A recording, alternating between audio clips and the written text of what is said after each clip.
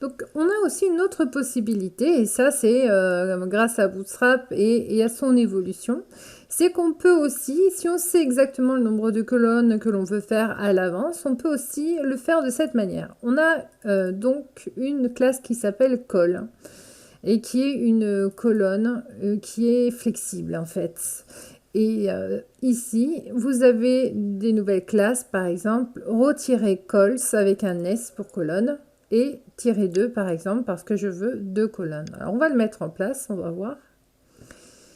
Je reprends mon code et ici, je vais le faire en dessous, hein, comme ça je conserve ce document. J'ai une div avec une classe row et une classe row-cols-2, 2 par exemple. Et à l'intérieur, je vais avoir plusieurs divs.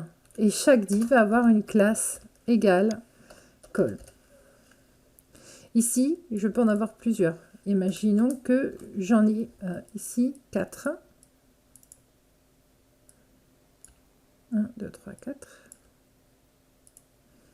J'enregistre, on regarde ce que ça donne. Je vais mettre bien sûr du contenu, parce que sinon, eh bien, on n'y verra rien.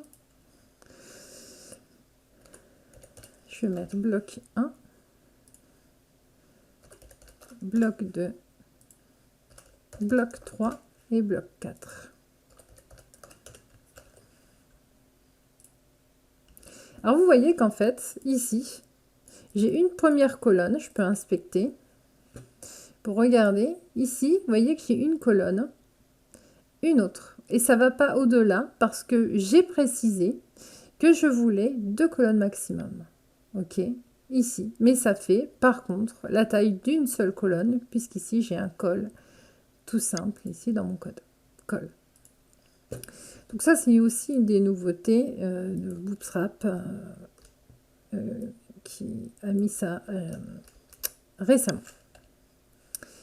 Ok, donc vous avez beaucoup de possibilités hein, pour mettre en place facilement vos colonnes.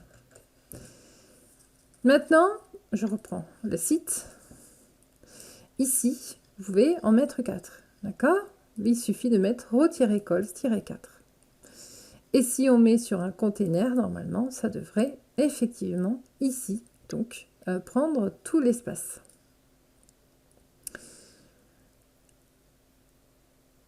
Vous avez au niveau après, ce qui se passe avec Bootstrap, c'est qu'il a, donc, comme je vous le disais précédemment, ajouté le flex. Et ça, je ferai une vidéo spécifique pour utiliser les flex, le flexbox via Bootstrap. Merci de votre attention. À bientôt pour la suite.